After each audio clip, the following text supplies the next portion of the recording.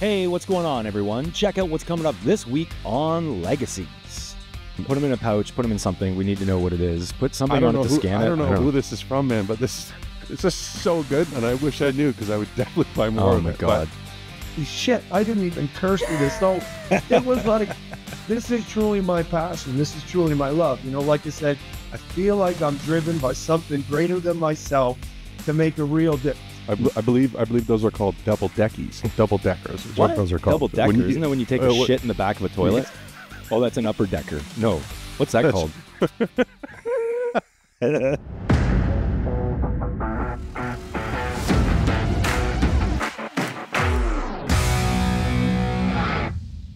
Hey, what's going on, everyone? Welcome to Legacies. I'm your host, Tom Ritchie, joined by Wesley the Wizard Bowles. Morning, Wes. Good morning. What a morning. Wait. What a night. What a morning. There's so much. There's so much going on in the world. I don't even know where to start. Let's start with this. Let's remind everyone that Legacies is brought to you by Breadstack Retailers. It's probably time for an upgrade. It's not, it might be time for an upgrade. It's probably time for an upgrade. Get your e-com game on point. Connect with Breadstack.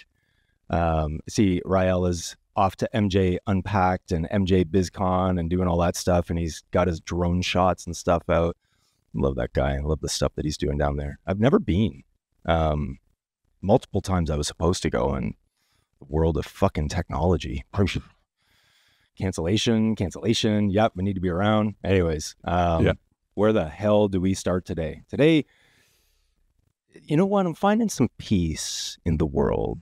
I think I'm getting better with my meditation and such. I've been very open and sharing. I think half the world would disagree with you this morning, but well, hey, that's them. Maybe they need to spend some time meditating. I don't know. Find your center, people. I was not paying close attention. Obviously, the big news today is Trump's,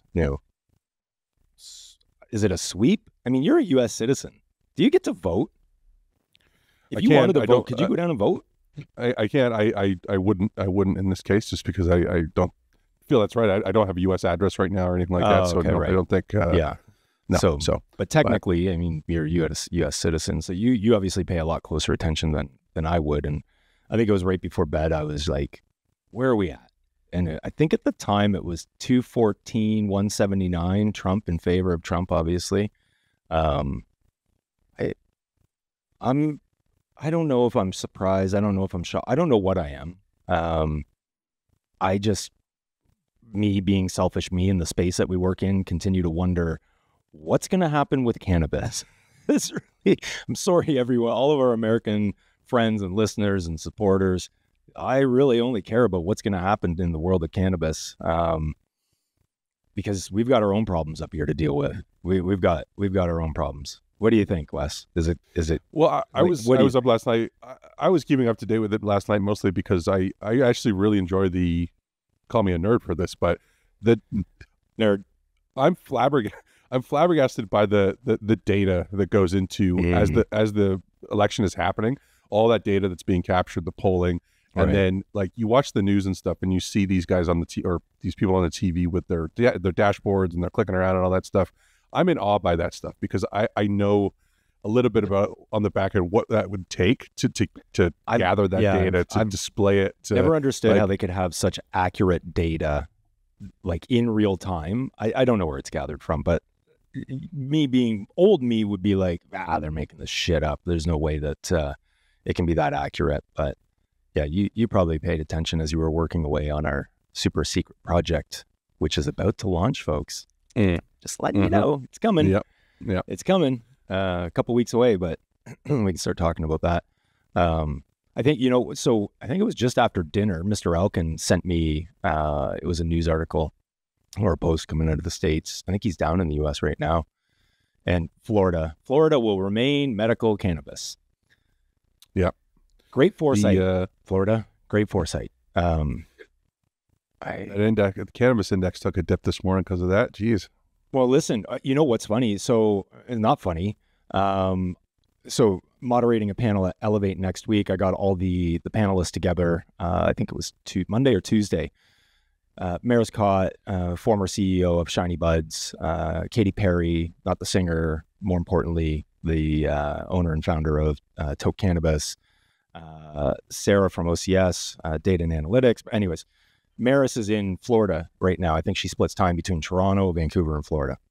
And she's in what they call Broca Raton, because all the people that manage capital and broker deals and everything are there. And she's like, it's not going to pass. It's not going to pass.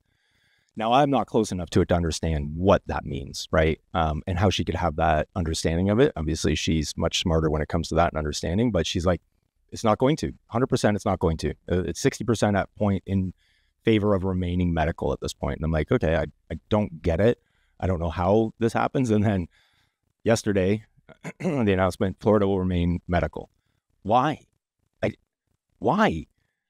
This just doesn't make any sense. This is one of the biggest tourist destinations for Canadians, especially.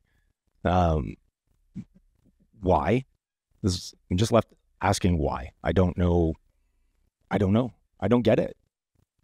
I couldn't speak to that either. Unfortunately, I'm not sure. It's I think it's just a matter of time. But yeah, it's delaying the inevitable. But the question then, I guess the question still becomes, like with Trump, moving in and going to be installed as president again. He's been very clear on, federal legalization potentially happening, but the states would be left to their own to sort it out. Would that then mean Florida as a state could still say, no, we're still only doing medical? I don't know. Yeah, it's an interesting question. I'm not sure. I do think, though, I think everyone needs to prepare themselves for, just my opinion at least, that while he did campaign on that a little bit, that is the least of his priorities. I think. Like, oh yeah, I think he's got Trudeau in 2016. He's going to have the power to make it happen. I mean, it looks like he's got Congress. He's definitely got the Senate. He's got SCOTUS. He's got all that, right? And does he have the power to make that happen? I think so, but of the things on his priority list that he campaigned on, he's closing the border right away. Yeah, I don't think that's happening yet. But I mean, why not simultaneously? Because we know that there's different departments that oversee these types of things, right? Either way, I don't know. Drag your heels, take your time. Canada still has some positioning to do in the global stage of cannabis, so we'll wait. We can wait. And I've had so many incredible conversations this week. Like, just, it's one thing that I love about the Legacies platform. It just opens us up to just being able to connect with so many cool people. And one of those individuals is, so the founder of Aveo Vapes, his name's Jonathan Garfield. Originally U.S. citizen, he's in Washington. We're going to get him on the podcast. I think I got him confirmed, but his story, Keith Bao, also with Aveo, was like, you got to meet Jonathan. You got to hear his story. You got to hear what's going on. So I won't share his entire story, but originally Washington State, did all these things. He used to be in tech and blah, blah, blah. He's like, we need to do things. We need to do things right. Ups everything, moves to, I think at the time it was China, but maybe he's in Thailand now. Regardless of that, Aveo is huge on sustainability. If anyone doesn't follow Jonathan and Aveo on LinkedIn, you'll see this. And it's something that's near and dear to my heart, because sustainability in this industry, holy smokes, packaging, major issue, right? Single dubs and single dube tubes. I got a major issue with this stuff. That's just why I love multi-packs. People, please do multi-packs. multi-packs. Up the amount of dubs in there, please. But anyways, he's huge on sustainability. And one thing that I'll share, I'm not going to get into the nitty gritty details of it, but obviously as a vape company, this is something they're super and hyper aware of, right?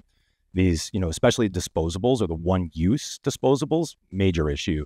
But anyways, he had shared with me, he's like, when we went down this route of sustainability, we were trying to source a sustainable plastic to be able to use.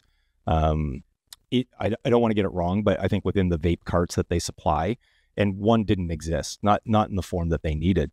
So Jonathan being Jonathan, you'll know why I say this after he's on the podcast. They just went and concocted a formula and invented one themselves.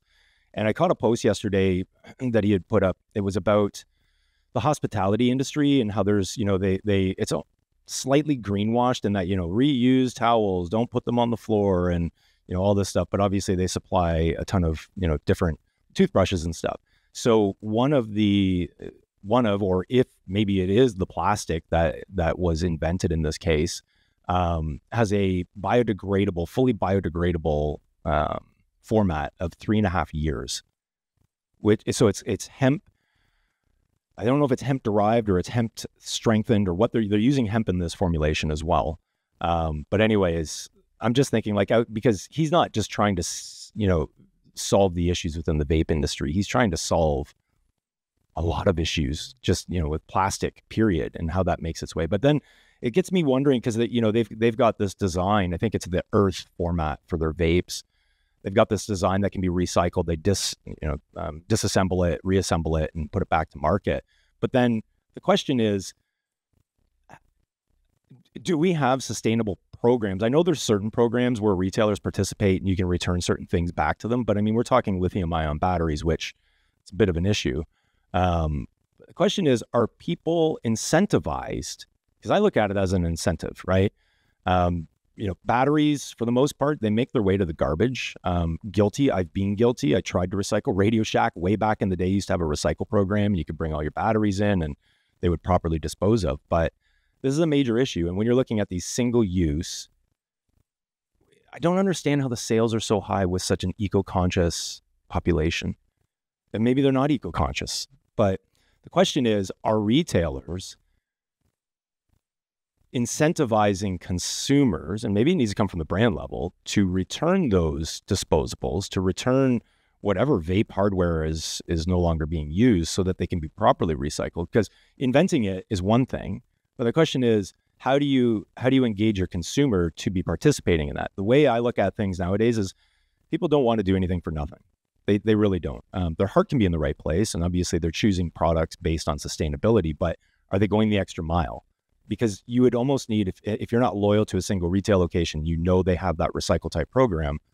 How do you incentivize them to drop them somewhere? I don't know.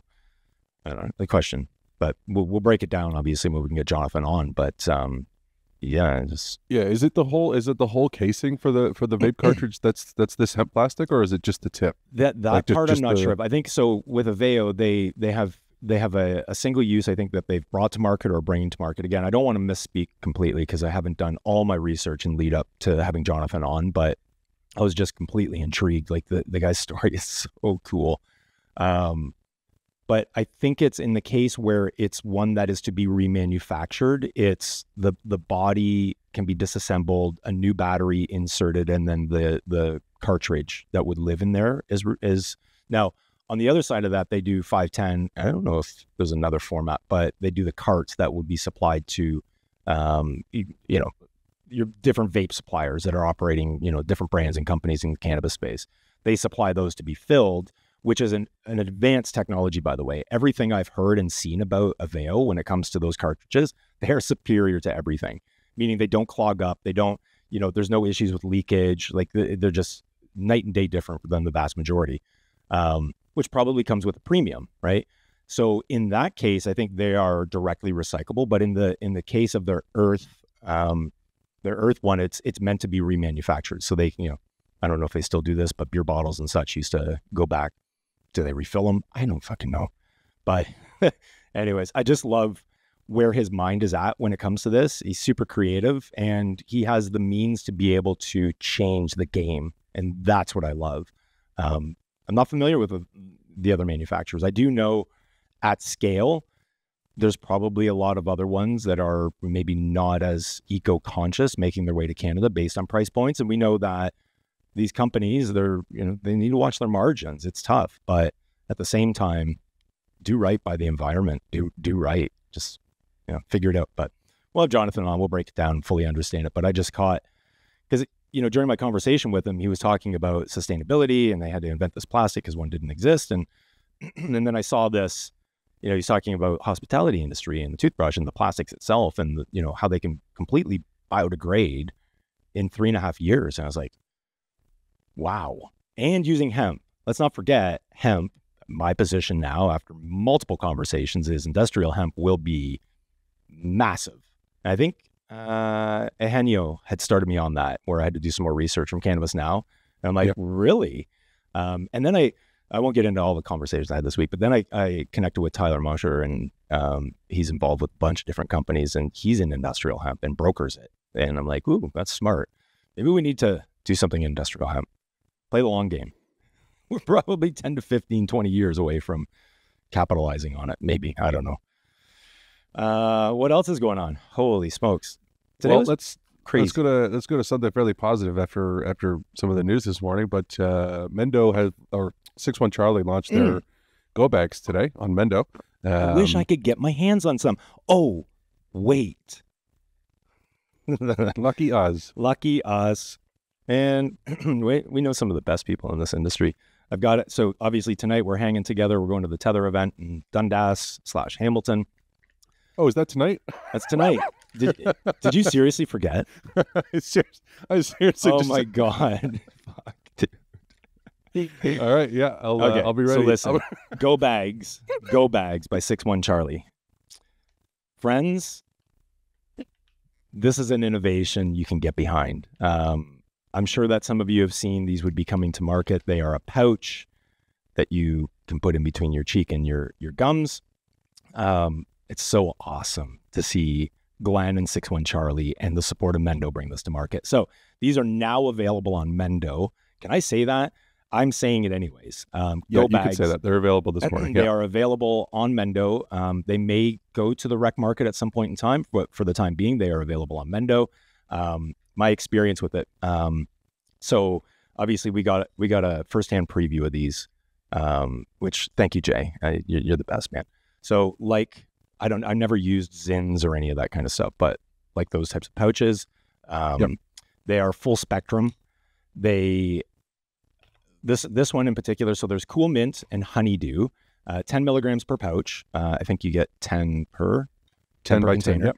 And I wanted to give Jay my honest feedback, which I always do, but I wanted to be, let me go to an area that I'm not familiar with, but also a flavor that I would think I would have a problem with. So there's cool mint and there's honeydew. Okay. They call them oral pouches.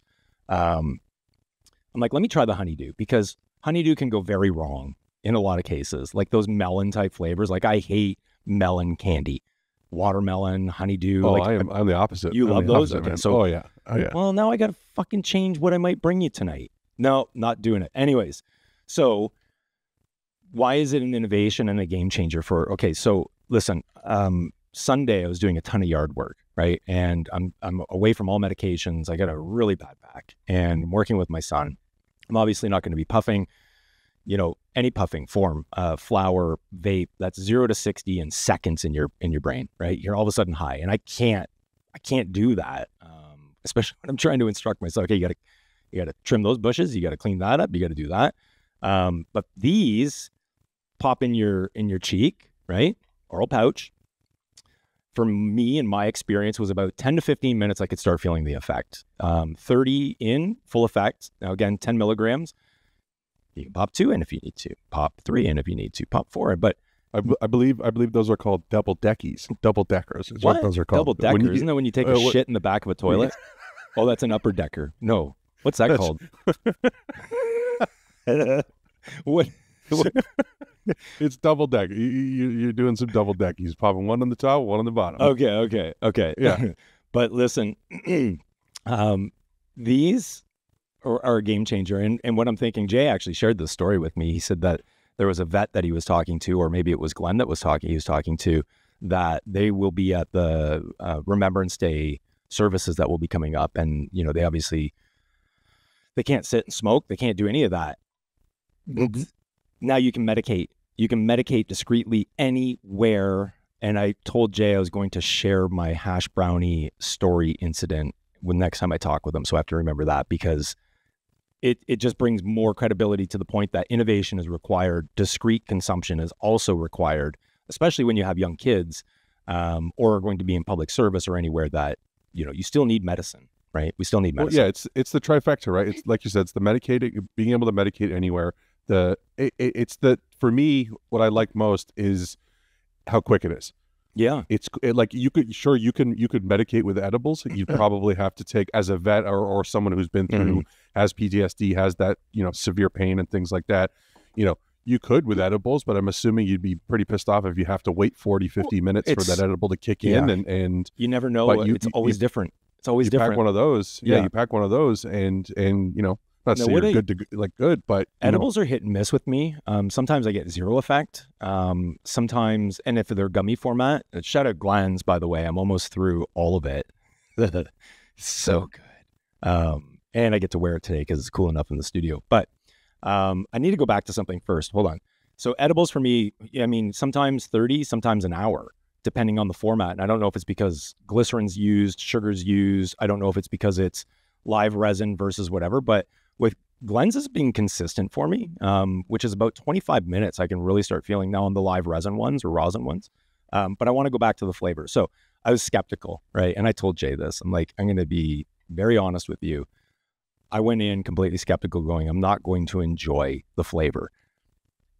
Somehow they nailed the honeydew flavor without offending me. So you'll love them, and I'll bring both. I saved the cool mint pack for you, but I'll bring both so you can I Sharpie on each one, which one's which, and then you can, that's, no, I mean on the pouch itself. yeah. I'm just being a dick. I'll put them all in the same tin. Anyways, super cool. Congrats, Glenn. Congrats, 6-1 Charlie. Awesome. Love seeing Congrats, it. Glenn. There's no better guy that this could happen to. Like he's killing it right now with he just had his flower launch a couple weeks ago. Now he's doing these. I've got some flour for you. Some 6-1 Charlie flour. Yeah. Beautiful. Beautiful. I haven't gotten into that one. Oh my God, there's so much. There's so much. I have like, this is getting insane. I have like 8 jars of flour right now that I'm trying to get through. Yeah. And it's like, I'm just gonna pre-roll them all. I think I'm just gonna get my roller out one day and pre-roll you might everything, have some Boveda packs to help with that now. Oh, you think? Like I've got 6,000 of them sitting in my drawer, but yeah. I was going to mention though, completely kind of not off topic, but I've been smoking pre-rolls for the last couple of weeks. I'd say that actually the last 2 months, I kind of switched my focus to pre-rolls. Your There's pre-rolls? a lot I wanted to sample. Meaning you pre-roll them? So, some of the ones I've rolled, but again, I've been in the glass tips and stuff like that and really enjoyed those. Yeah. And last night I was kind of feeling, I kind of lying down. I was pretty tired last night. I was like, I don't even have the energy to get up and smoke a joint. So I luckily I had my, my Toki dab, my dab tool last night. And I didn't even, your Toki dab I haven't rig. used it in a while. And I thought, hey, let's give the dab a try. What card oh my did you God. have in it? I completely forgot the difference in high. Yeah, the type of high between the dab and the joint, man. And I need to know, and I'm sorry for whoever this is, but this is a case for why you need better. If you're giving out samples, you got to have better. So you don't know who packaging, it was from? or I have no idea who this is from. Let me see it. So it's got this vacuum. I don't know if it's vacuum seal, but when it listen. Oh, like when you it's like a compression top almost, and it pops. I don't know that's who not gave from this Lake to and us. Bake, is it? The one that I don't remember who it was we were talking to. It is from Lake and Bake, but I think we got 2 or 3 samples of okay. Yeah. You have to resin. put them in a pouch, put them in something. We need to know what it is. Put something I don't on know it to scan it. I don't know who this is from, man, but it's just so good, and I wish I knew because I would definitely buy more of it. Oh my God. Well, I know we had some Rosin de Caps, and some of their products were really good. It might be them, yeah. I don't know. Because they were both in the same corner on that boat, and I'm not really sure. But I just wanted, I completely forgot the difference between after smoking joints for the last month or so. We're on a dab product experience, rant man. today. We're just going off on products because we're so blessed. Everyone, I'm hesitant because we already talked about the support that Mendo is showing 6-1 Charlie and getting the brand off the ground and the innovations and everything that 6-1 Charlie had done. But I've been on a huge roll with 1-to-1s, and thank you for all the comments. I'm still trying to source some of them. And we've shown love to some of the companies. I'm like, Simply Bears is pretty good. And then someone, I think was it Pops Cannabis. Shout out Pops Cannabis. I'm pretty sure it was Pops. Was it Sweetgrass? Well, they had gone through and listed like 6 different ones, right? And I'm okay, well, in my area when I'm out of town, maybe I can find them. OCS, sometimes they don't. OCS does not carry them all. They'll say find in store. Anyways, someone had commented, Mendo Select Purple Mountain Majesty. I'm like, what? My boy's got 1-to-1? No way. So anyways, I hit him up and I'm like, hey, you guys have this or not? And then I found, not local, but I found they had some pre-rolls in market. I'm like, okay. He's like, I got you. So am I allowed to take a bud out on, are we going to get in trouble? Or should I keep the bud in the bag? Just in case, just keep the bud in the bag so listen, for me. I'm sorry, people at home, but we're I now have YouTube. top 3. I've narrowed selection to top 3 1-to-1s for me personally, and Purple Mountain Majesty is in one of those. And I will say what the other 2 are. So Clem Co, apricot cream cheese, or apricot and cream, whatever what that one was. Trying to source more of that. And Simply Bare, their Harlequin, awesome. This stuff, because I can get it in a larger format in flower, I love. Also Orchid, shout out Nico. Orchid CBD, Theirs is good too. But this one, it's a little bit near and dear to me because I don't want to buy pre-rolls all the time, right? Me buying weed, the hell. Anyways, but I like the bigger formats. We need to do more education, obviously, in the industry to get more people on the bandwagon of 1-to-1s. It's different. I'm telling you, it's different. It's different. I've got a bag open already, and it smells great. So the lineage behind this Purple Mountain Majesty, I think, is Blueberry Muffin and Trainwreck. So, and you can smell the blueberry in there, but a 7-gram format. Thank you. These are big nugs, dude.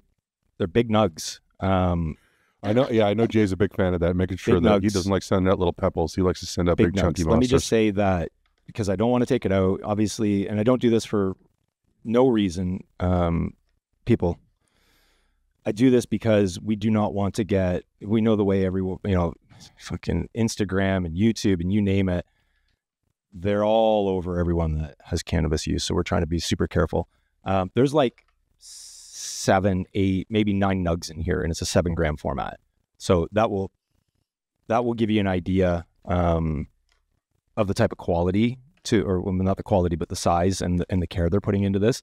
1-to-1 strains are not huge producers. They don't have a lot of yield. And typically what you'll find is a lot of popcorn buds on them.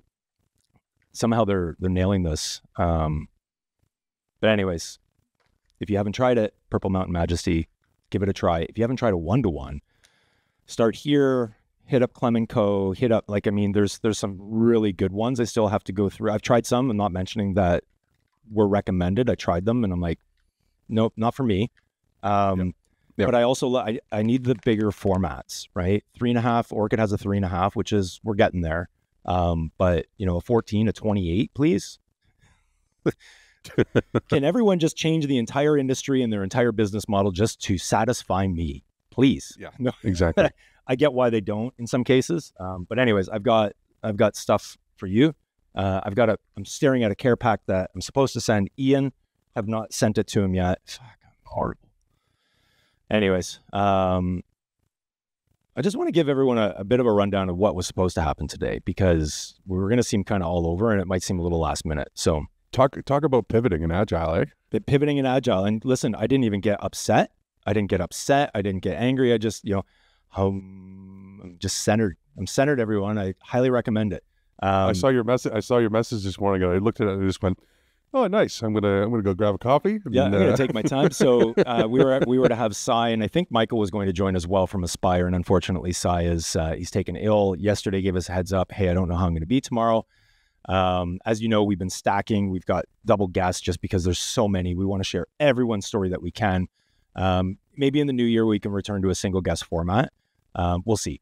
But anyway, Sai was supposed to be on. We got an early message saying, hey, it's still ill. Let's try and reschedule. So we'll definitely reschedule. We want to share Aspire Infusion story, and Sai and Michael. And the team's awesome over there. Talk about an organized team. And their care packs are on point. But we were also supposed to have Graydon Wellborn from White Ash Group on. And Graydon sent a very early message. It was an email just saying, hey, I got to get a last minute flight to Halifax. Can we reschedule? I'm so sorry. Don't hate me. And I'm like, okay, no problem.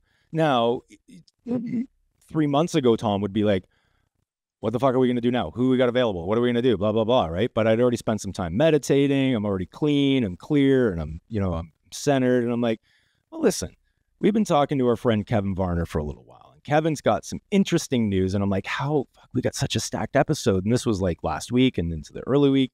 How are we going to get Kevin in? I'm like, we could do like a breakfast television, have them in for, 5-10 minutes and talk about what's going on. I'm not going to share just yet what's going on. You're going to find out. So anyways, back and forth, Kevin had messaged me. I try to stay away from my phone when I wake up for the first 30 minutes to an hour minimum, right? I don't check socials. I suggest anyone that is not doing this, start doing it. I know you've started implementing that practice as well, Wes. It's a game changer for your life. And I'm not even joking. You don't want to be waking up and going, oh, what's going to, like, just find peace when you wake up, be grateful, be joyous, stay away from work. It's the dopamine hit, actually. Yes. That's the big thing. So you look at that phone and you get that dopamine hit from your socials right away. Yeah. And you're instantly drained in the morning right off the bat. You don't want that. You don't want that. You got to give your brain time to kind of settle in the morning. But I notice when I check the clock, I always wake up. I always set it just a fail safe alarm. Wake up way earlier than I check my phone. What time is it? And I see Kevin had messaged. So I did wait about 20 minutes before I looked at what the message was. And he's just sharing some updates, and then all this stuff come pouring in about an hour later. And I'm like, listen, the universe is aligning everything that it needs to for you, my friend, which means we can offer you an entire segment spot because, one, we've been wanting to get, how are we going to get all our OGs on, Jeff and Sherry and Kevin and Kip. We've got to get Kip back. Like, we want to bring them back on in the new year. And it worked out. So now we're going to have Mr. Kevin Varner of Royal Harvest, who I like to refer to as the king, not the king of kings. He knows who the king of kings is. But anyways, he's going to be on, going to talk to him about exciting stuff. Not just what he's been up to with his flower side of things and the cannabis side of things, but he's got a new song that's dropping. So we're going to share all that information. Are we gonna see him on NTV Crib soon, or what? What's going on here? What? That would be cool. I mean, if anyone's got the vibe, Kevin's got the vibe to be able to pull that off. Oh, definitely. Yeah, I think he's at his facility, but we're gonna have him join. Anything else? Maybe we should take a break. And I'm spinning. There's a lot of stuff. Yeah, a lot of stuff. I don't think there's anything else right now. We can take a break, and we'll come back with Mr. Varner. All right, let's do that. We'll see you after this break. Breadstack e-commerce. It might be time to upgrade. Legacy forever. It ain't always been glamorous, but it's always been cannabis. So light your joints, splits, bongs, dabs, whatever you're smoking, and get ready to take a ride with that Hustler KV. Coming up as a youngster, I put in that work, taking seed, creating beauty straight from out of the dirt. Wow, what an intro. Welcome back, everyone. We're joined by Mr. Kevin Varner of Royal Harvest, and that, my friends, is To the Top, featuring none other than Kevin Varner and Jennifer Herschman. Yeah, Jennifer Herschman, who's an incredible vocalist. Wow. Dude, I'm so glad. I didn't know where to start. Like, I'm so glad we get to catch up again. We shared in the earlier segment our turmoil for today, which wasn't really turmoil because I found peace. And you are part of the reason that I've done that. But listen, man, we've been chatting. Wes and I have been chatting in the background going, when the fuck are we going to get Kevin back on? When are we going to get Jeff and Sherry back on? And the stars aligned, and here we are today. How you doing, brother? Good, man. Good. Again, it's like everything just seems to be timing, different transitions in life as we roll through. And no matter what you're going through, and no matter how it seems, when that time happens, if you're staying consistent, persistent at what you're doing, that time comes, So I look at this, it couldn't be a more perfect time because look, I did a personal project, and I mean, that's what we just heard in To the Top. And then, we're getting ready to drop some like crazy new flowers, probably some of the best rounds I've had yet, pre-rolls, and finally doing this ourselves. I mean, still working through all the new stuff that we're learning. Nothing has been easy by far yet, but it's all timing. And then, so, I'm glad that we're able to circle back and meet up at this point. There's a lot of cool things going on, right? Yeah, I'm so stoked. We're so glad to have you back on. And obviously you're at the facility, and I still love car and far. Yeah. That East Coast, I love it. Yeah, man, I can't get so away good. from it. No matter where I am, it doesn't matter. I love still it. do it sometimes, Don't right? ever lose it, my friend. Don't ever lose it. But listen, let's first talk about, which I think is going to be a hit, at least throughout our industry, if not beyond, For those that don't know, I mean, you got chops. You back in the day, in the East Coast especially, you were quite the we'll say rapper for right now because that's the old school term. But slaying the rhymes, slaying the rhymes. Listen, I got a preview. Wes, you don't get jealous, but I've had a preview for a long time, and I tried to share the file with you, and I screwed something up. But anyways, it's out.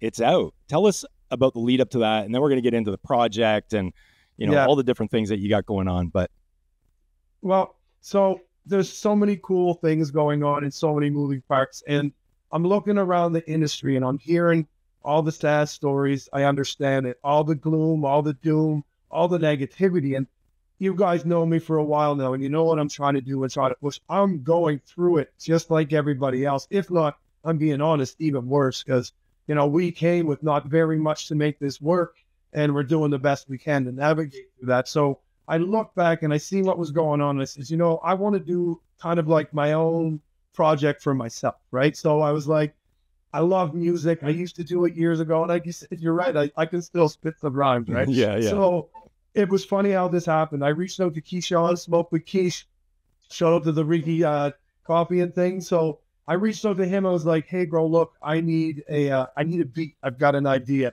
And he's like, I've got you, bro. And literally within 2 days, he reached out to Denton, that is a 2-track studio in Vancouver, reached out to him and was like, hey, my bro wants to try to lay the song. You got a beat for him. He wants it like a Rider West Coast vibe, right? Because that's my love, right? Within a couple days, he shoots that off to me, and no joke, I called him. I'm like, okay, I'm on my way over. I sat in the back of the ferry, in the back of my truck with the dog, with just the beat on repeat, going in the ferry, playing it in my head, writing it down, spitting a little more. And in that 2-hour ferry ride, I wrote the first verse. I went to the studio. So they were playing the beat. I was kind of flowing a bit. Wasn't even doing the song. I was just flowing a bit, and I was nervous. And Keyshawn looked at me and said, Kevin, just get up and go do it, because I haven't done this in years. So I got up, got behind the mic, and started to put it down. And literally, no joke, I rode the ferry 2 hours over there. Within an hour, we had the first verse done. Literally, he hammered it down, sent it to me. I went back to the island, worked for like a week or two, reached out to Trish, Big Red Productions, reached out to her, said, I'm looking for a vocalist. She's good friends with Jen Herschman. They made the link. Within a couple days off that, I'm back on the ferry, finished my second verse, into the studio with Jen and Red to get this recorded. And the thing is, I told her, just to you, I'm not going to give you words I want to write. I said, this is what I'm trying to say. My love for cannabis, my love for this earth, for change, for like to see positive movement. And she just went in there and did her thing. And that's where the best comes from it, right? So she laid that verse, and then literally I got that verse Denton. I headed over to his studio. We laid down my second verse. It was done. And then we reached out to an amazing friend who did the artwork as well. And it's game over right now. Dude, I remember you and I, so when you were on the ferry, I think it was when you were working on your second verse, you're like, I've got this going on, not sure how it's going to go, but I think it's going to be good. And you'd sent me a little snippet of it at the time, and I'm like, bro, like, good. Like, it's fucking awesome. Like, what are you talking about? And I love that West Coast.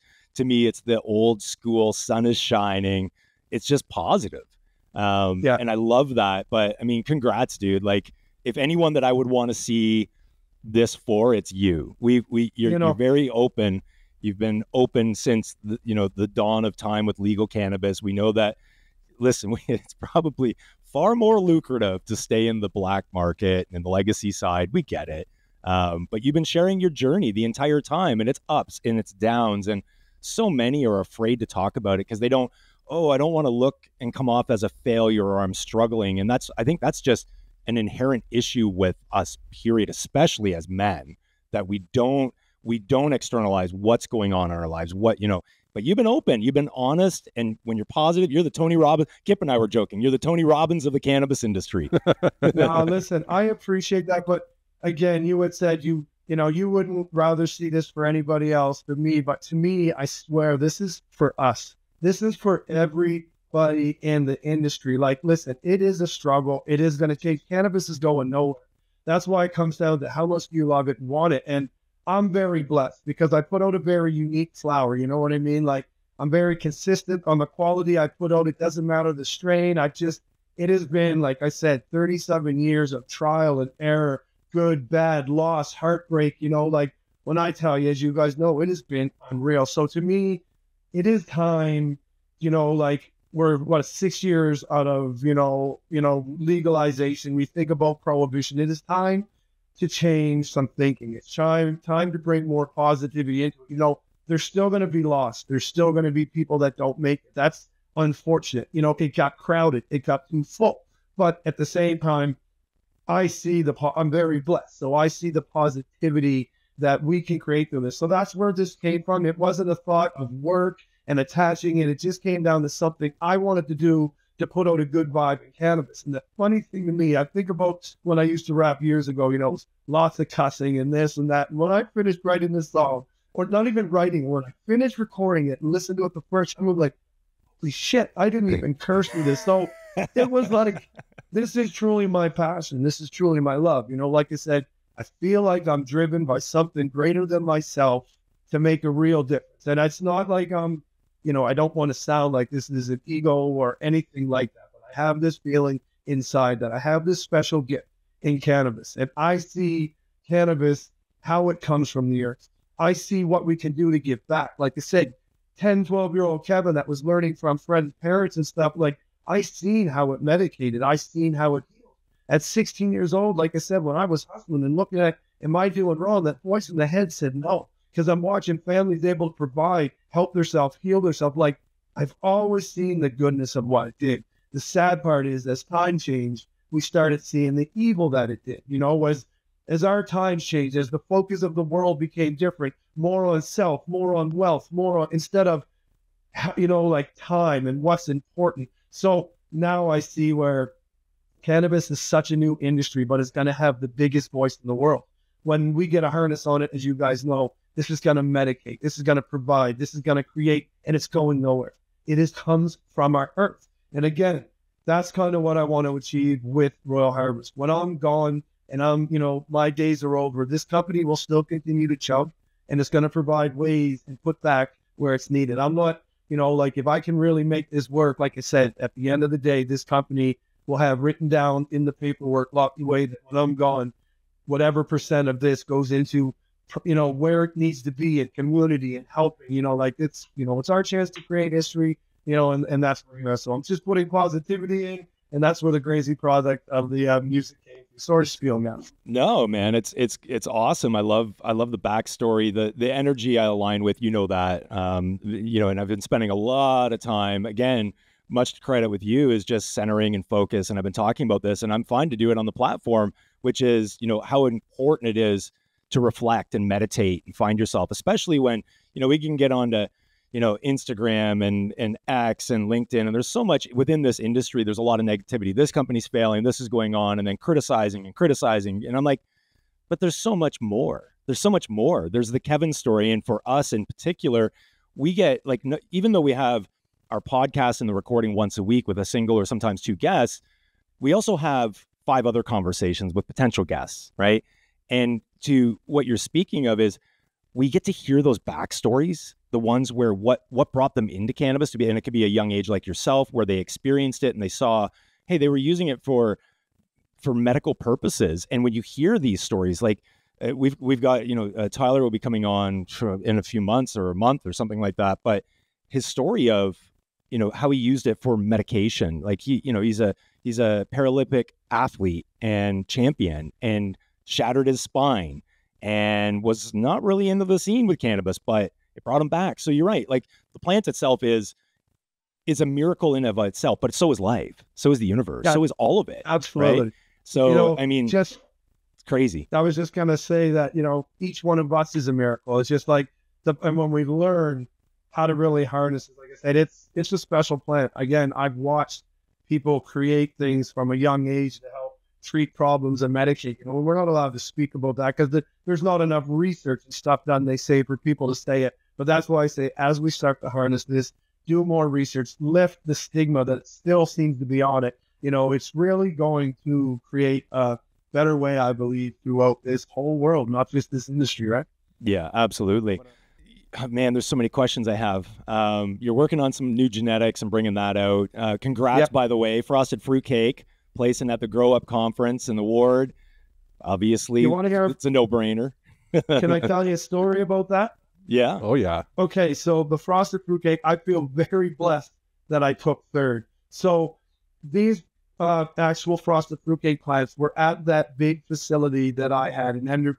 So we knew as it was getting, close, something was going on. So I didn't want to up-pot anything because I'm like, I don't know what's happening here. And we knew they were in 4-inch pots, I kid you not, for about 6 months. Then when we made the move, everything got loaded into sterile moving vehicles, moved from the Okanagan, and it was like going across the Coquihalla. It was snowing -8, parked waiting for the ferry overnight, across there, then into a facility that we tried to get into, and the partners did not agree, and it fell apart. And then finally where I am, then we upheld them after almost 7 months being in a 4-inch, and then flowered them and took third place. So I feel very blessed. But, the stuff that's coming through right now that has been proper from A to B, like, wow, like I'm super blessed. We got some next level. I'm finally proud of what's coming. I've been fighting so many environment issues and everything that's been going on that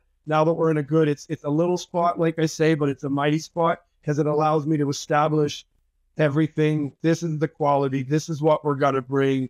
And then, from this point, it'll be, authentic growth and start filling that demand because, everybody deserves good weed, right? They really do. Like, well, you're saying 6 months, and I'm thinking, oh my God, I remember when I'm like, they must have been so root bound and starved for room to glit.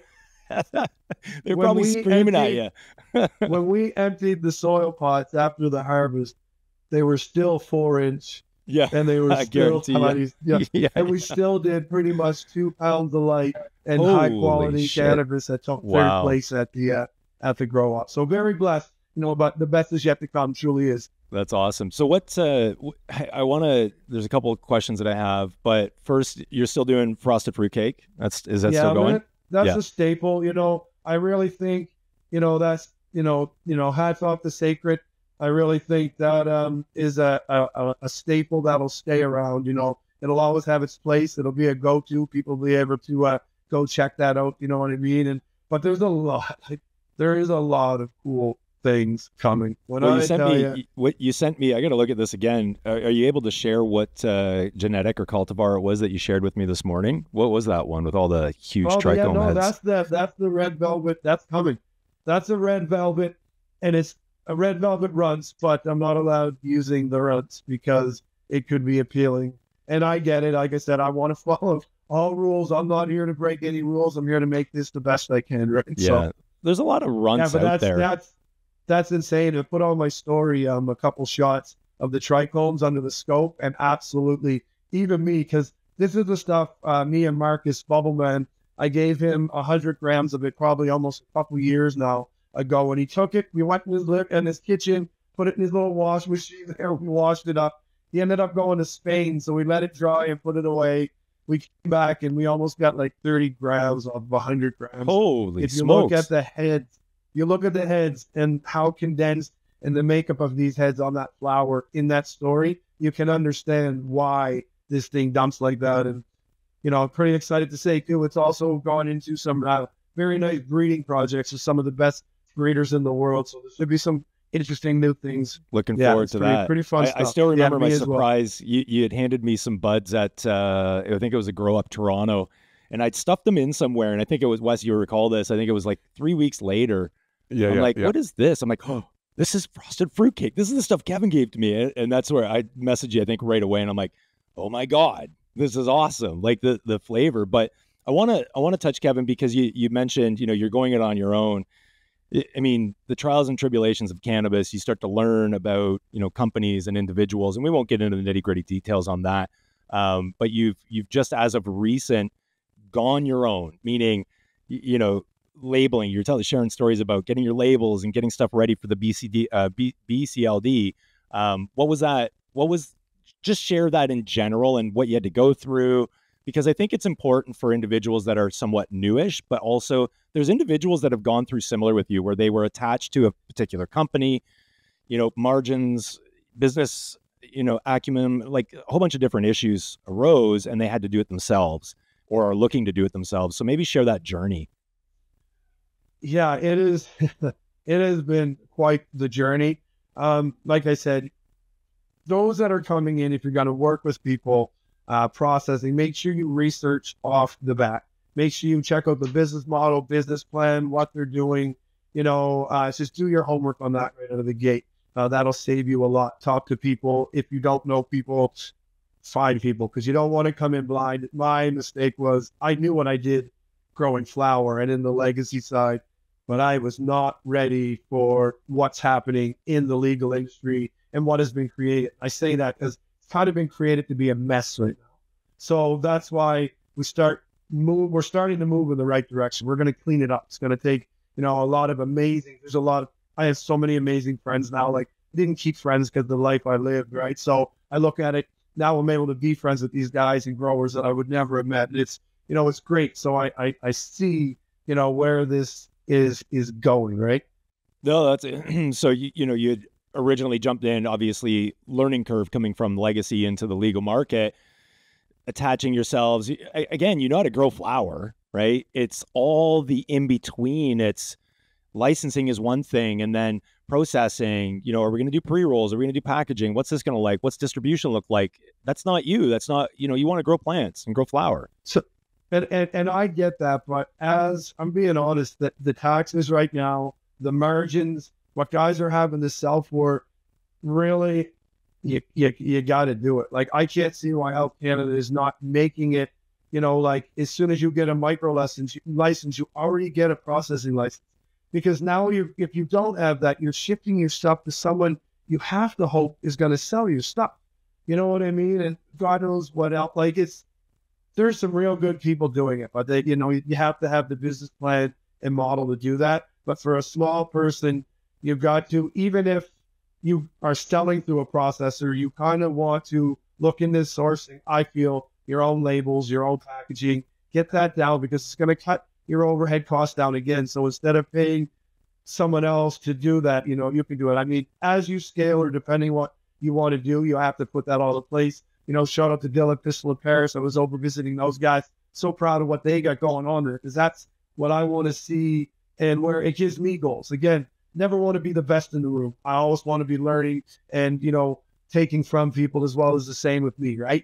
So going over and seeing how they're set up, my good friend Chip over at VCC, there's so many amazing people, the Antidote crews, Sweetgrass. I could go on and on. I'm so proud to have these guys as friends, and I'm seeing what they're doing and what I have learned. So slowly you have to, depending on what you want to do, you have to get to a point where you're flowing a little bit, as lean as you can be. Once they lift some tax, once we're able to have some more wiggle room, I look at, like, I went in to get CO2 the other day, and the price of a tank at this one place went up to $150 a tank. And I was like, and weed is still being talked about, like, people are mad because they got to pay a little bit for it. And I'm like, man, I remember the days it was $3,700. Yes. I'm like, the value. Okay, and this is something I just thought of that I want to touch on. When I hear people say, oh God, that weed was so much, they're undervaluing something that is probably one of the greatest commodities on earth. You're talking about something that can create a whole industry. You're talking something that can heal someone.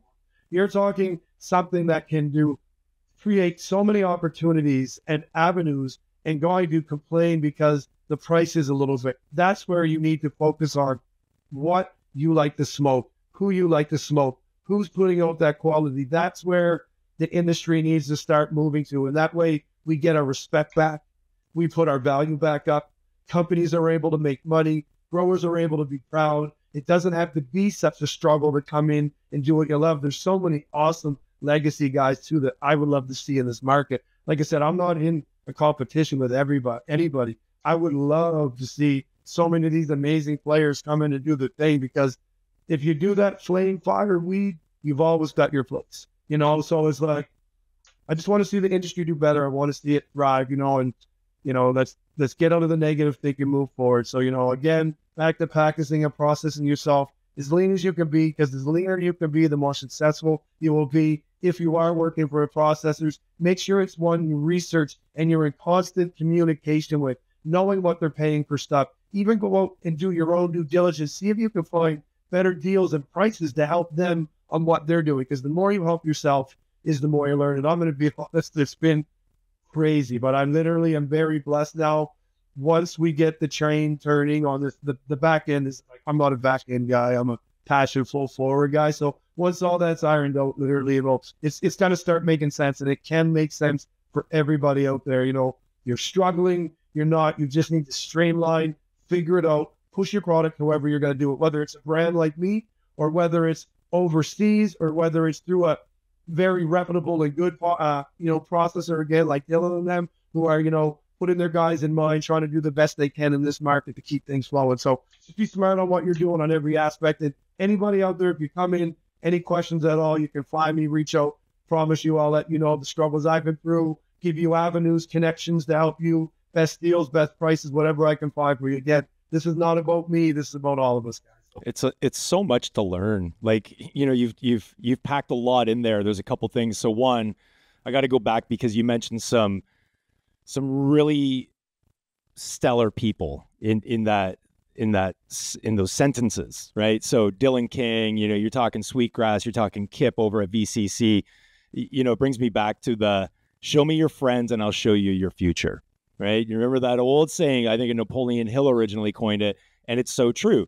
And when you come into the business, especially when you come in not necessarily knowing, it's not that you come in with blinders on, it's new. It's there's a lot to understand. And so when something sounds good, you will attach it because, okay, I don't have to worry about that portion of my business now. I can get back to the growing the flower. They're going to take care of me. But you're right. It's a matter of doing your research. I mean, we'll research and scrutinize, Yelp ratings to visit a restaurant. But, in business, sometimes we forget. Okay, well, I got to call around. Hey, is this person legit? What they're saying sounds right, but I don't know if it's going to iron out for me. It's like, the saying, you become those you spend the most time with, and I look at my buddies at Rocky Mountain and all, there's so many amazing people that I've been connecting with. And so, to become the ones in the industry that are really going to carry this to the level, a lot of these guys, and I all call them all friends now, we all walk together.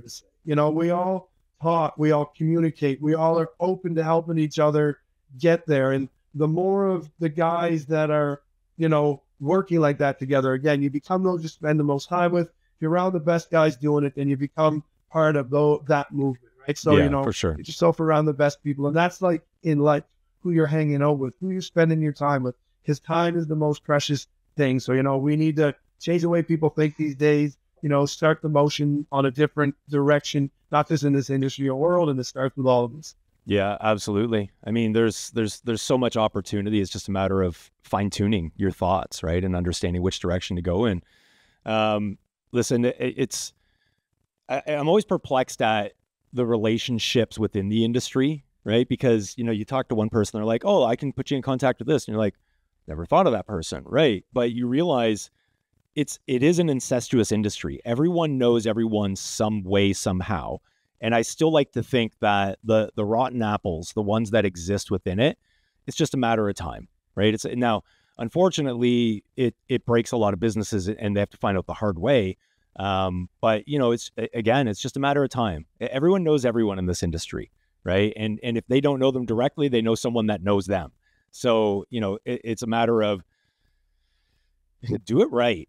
Because, there's no room in the industry moving forward for individuals that don't. And, obviously there's a big difference between what's going on in BC and Ontario and Montreal versus out east in the Maritimes, right? Yeah, but then you look at, and it brings me back, you're talking, you mentioned $3,700 a pound. We had Autumn Shelton on from Autumn Brands. She's out of Cali. I think it was last week or the week before. And she said when she started, it's a family run business. A couple different partners. And she said, when we started out, we realized we need to be able to produce $500 pounds. And I'm like, what? $500 pounds? And this is Cali, right? We're talking. So, not unlike what we saw. I mean, you're an East Coaster. You remember when, $2,800 pounds were making their way out there and they'd get shipped down to Rhode Island and whatnot and into Maine. They were going 3,200 US. And when you hear it, I ended up with a post on LinkedIn yesterday because it just really sunk in that, okay, you've got someone like Autumn coming in going, we got to produce $500 pounds. And yet Health Canada, early days, set the tax margins based on a $10 a gram wholesale, which people don't do. Like, I'm like, $10 a gram, $10 a gram. Okay, that's 10 grand a kilo, like wholesale. Like, what the hell were they thinking, right? And then, you're hearing flour, decent flour, being traded in market at 35 and 45 cents a gram. What does it take? I mean, outside of what, like, someone like Kirk Doucet had said, what does it take to have Health Canada go, yeah, okay, we're making more in tax off the backs of a handful of producer processors than we are in the bev alc industry, with arguably one of the largest 2,000 plus, I'll call it producer pro, but distilleries and bev alc side, right?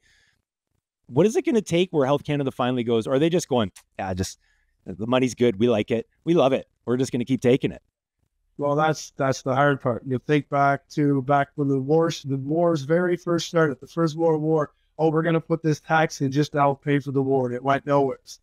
But again, we're here and we're in it. Whether it changes or not, it may be hard. We have to change thinking. We have to change where they're allocating this money.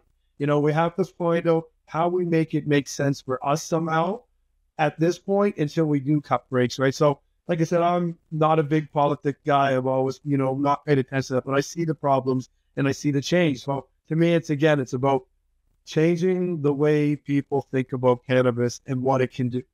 Again, I go back to what I just said earlier about people complaining over paying a little bit, $90 to $100 for a half ounce, whatever. Like, come on, right? Like, we need to get the value back up in what we do. When we do that, that's when I think things will move more. But for now, I just think they see it as low-lying fruit, and it's easy for them to pick at.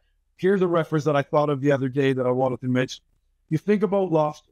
Way back in the day, lobster was poor people's food because they ate it off the bottom of the floor, so it was cheap until they learned the value of lobster. Now lobster is super expensive. So right now, cannabis is that lobster. But we're in the process now of changing the way people visualize it so it becomes what lobster is today, worth its value. And, to me, it's worth more than gold because I see how it can heal. I see how I can change. I see how I can create. You know what I mean? So, and it goes nowhere, right? You can keep planting it where people are going to pull gold out of the earth and then it's gone. That's we right. just keep replanting. We keep replanting. We keep healing. We keep helping. So that's how I see it. That's my mindset. My vision and my dreams are not to make a successful cannabis company. That's going to come. My visions or dream are creating a company, again, that's going to help make change through this world, bring people together, bring companies together, start working on the fix instead of the problems. I see wars going on and I'm just like, what's happening? We need to focus on healing, not taking. Like, come on, extend the hand to a brother. Like, you give those countries in war some real good weed, sit down with me and I smoke with those guys, I guarantee by the next day we're all laughing going, what the fuck are we doing, right? Yeah, exactly. I've always wondered, I'm like, man, like, what are we even doing? Why does this even have to happen? But I think you bring up a point. And I think it's going to take some time. The consumer. I do fear, Kevin, that and I mentioned this a few podcasts ago about the change and the shift in the generational gaps of what they find as quality products. A lot of the younger generations in their 20-somethings, they're and it's not belittling it. It's just they're into the infused and botanical terps and, some of those products. And I'm like, that's not me. I get markets shift. And yeah, okay, in the future, there's probably like an LCBO. You've got your premium brands over here and your vintages from around the world. And, the rest is kind of, it's your White Claws and all that bullshit that, myself would never probably want. But I think there's the consumer needs to be, I hate saying they need to be educated because we're up against the wall when it comes to education, right? There's only so much bud tenders can do as well. There's only so much that companies can do based on the regulations. But I think that over time, as they get to experience more product, more flower, the selection, and it's like, okay, we do have, because there are some that are in those premium categories right now that, you and I would never, we wouldn't even call them mids, right? They just wouldn't even qualify as mids, let alone premium. And that's why I'm very vocal about, listen, this is a premium. When we promote, roll back the tape. I don't promote anything, Health Canada. When we highlight a premium brand or the premium flower, it is to say that it is, yes, we don't talk about cost, we don't talk about price, where to find it, any of that. But you should expect, just like in anything else, you want quality. And I'm not talking name brand, I'm talking quality, period. Garments, vehicles, doesn't matter what it is. They typically come with a premium. I'm not talking name brands. I'm not talking your Nikes and your Jordan and all that kind of stuff, right? I'm talking premium garments, premium cars, premium food, whatever. You're going to pay more. The consumer, I think, under economic pressures that we're in the world right now, they want the best they can get for as little as they can pay.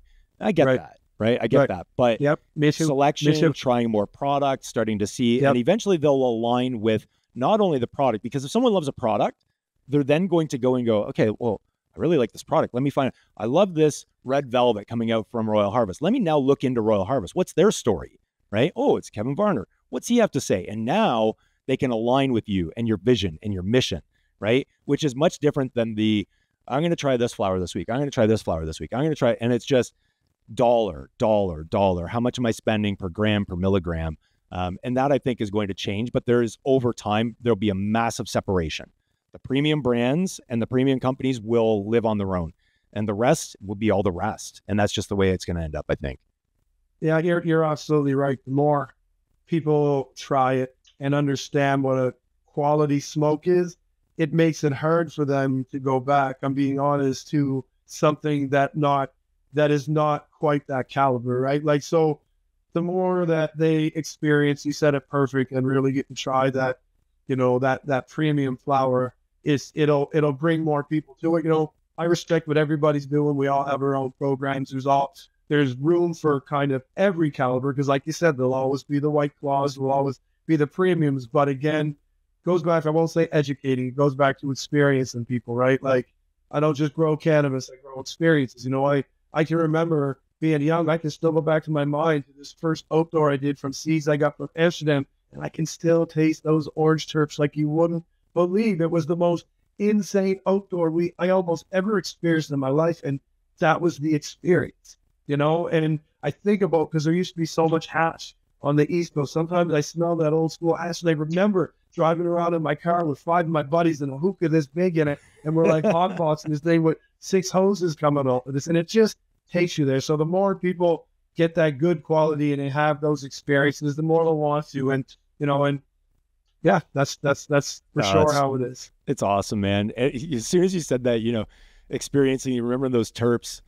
I don't know why Dylan and Pistol and Paris stuck in my head all of a sudden, but they've got an orange. What is it, Wes? There's Tings. As soon as you said that, orange Tings, I could taste it.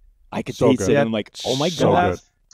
That's the experience, right? Like, that's the experience. And the cool thing about cannabis, that it's not alcohol. Like, you don't go and get, like your Captain Morgan Dark or whatever. It stays the same, You could go to the white stuff, but it's still like, it's the same with cannabis. You get to enjoy so many unique flavors, smells, effects.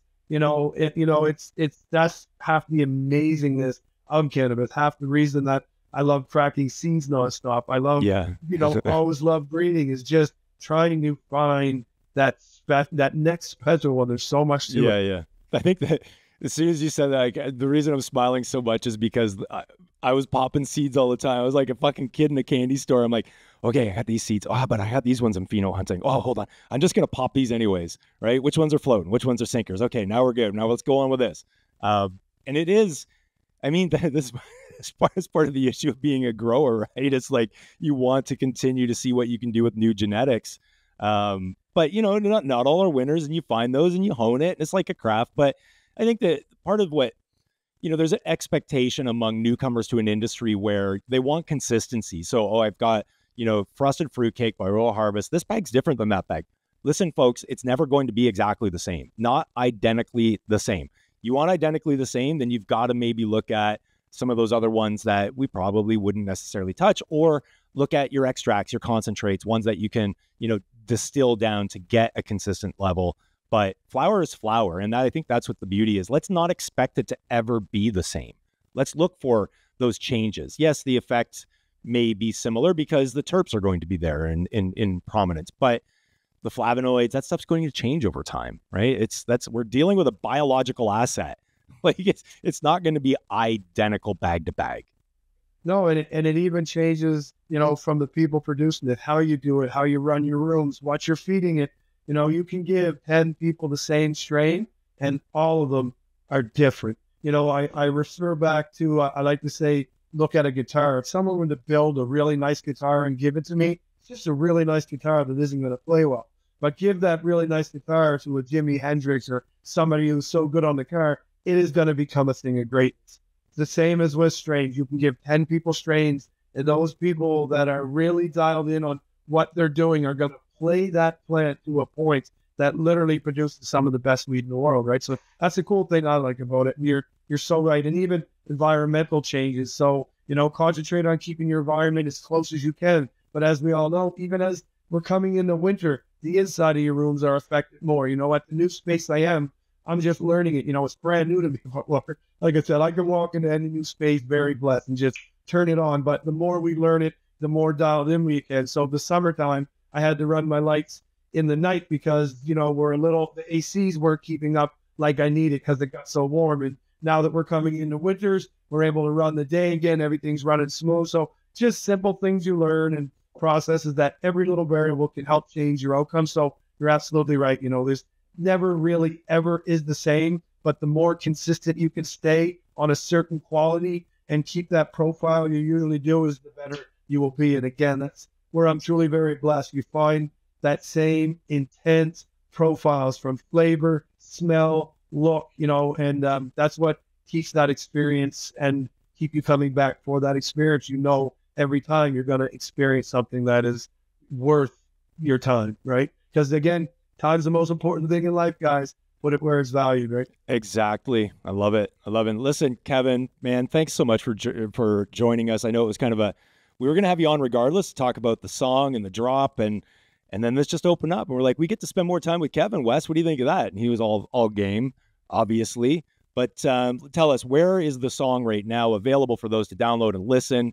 And maybe, Wes, I don't know, can we go out with... I'm a play us out. I'll play us out. Oh, he's going to play us out. Oh, but yeah. tell us, where are we going to find it? I know where we're going to find it, but I want you to share with the audience. Where are we going to find it? Man, like I said, to me, this was an idea that happened so fast, I couldn't get away from it. But like I said, this was a personal project, nothing to do with anything. Just putting my love and passion out there in music and see what we can do. And my good friend, Jen, she is, deep into the music industry and very talented, does a lot of work in the music industry. So once we got this done and she was able to do her thing with it, you can now find it on like Spotify, iTunes, YouTube Music. And I know you can also attach them to now TikToks and Instagrams. It's like overwhelming. Like I said, this was an idea that I threw at Keisha on. And before I could put the brakes on it, it is now out. So good, man. It's what it is. Follow your heart, guys. Don't limit yourself. Do anything you want. Keep pushing no matter how hard it feels. Because again, everything in time. Yeah, we love it, brother. We love it. Now we've got a song we can play anytime we want with stuff. That's it. This is the background chat music. Yeah, all good. All good. All right, sir. We love you. You take care. Love you guys. Reach out anytime. Thank you. We'll see you soon. Appreciate you. Awesome. So good. Breadstack e-commerce. It might be time to upgrade. It's great to catch up with Kevin, eh? Just always relentless optimism. It's awesome. Always. And wow. Yeah, I don't even know where someone finds time to drop a track, but at least he explained the timing. Yeah, good feel track. Real nice. I love it. I love those West Coast sunshine vibe tracks. Yeah, it sounds like a nice awesome. Friday, Saturday night, late night drive track. No doubt, eh? Drive top around down. the car. You got a drop top? I don't got a drop top. I got a T-top. I got a drop top. Yeah. Listen, there's one other thing that I should mention, which is Andrew Bauckham over at Levan Therapeutics. If you're unfamiliar, Levan has a digital magazine in digital format, beautifully put together, and we saw this before. Andrew was kind enough to include us in the November drop, which was humbling. I'm like, who are we? But anyways, what a gorgeous magazine that Levan puts together. It is really nice. So if you're not familiar with it, make sure you check it out and subscribe. And if you get into the November issue, there's a little Q&A session with Wes and I in there. What makes us tick? I know it would make you tick. I wasn't surprised by any of your answers. No, it's nice to see us in quote unquote print. Yeah. Print is dead. Nice. Yeah. I've been saying that since advertising school. Print is dead. Not quite, but listen, it's been a fun episode. I'm glad we could make it all work out. I'm glad Kevin got on.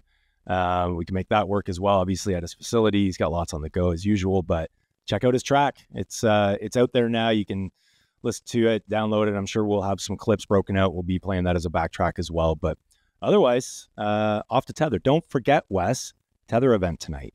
Don't forget. I'm not going to get there and be like, oh, where's Wes? Where's Wes? Quickly edit this episode and then head over to an evening event. Yeah. Right on. Well, thanks for tuning in, everyone. We'll see you next week on Legacies.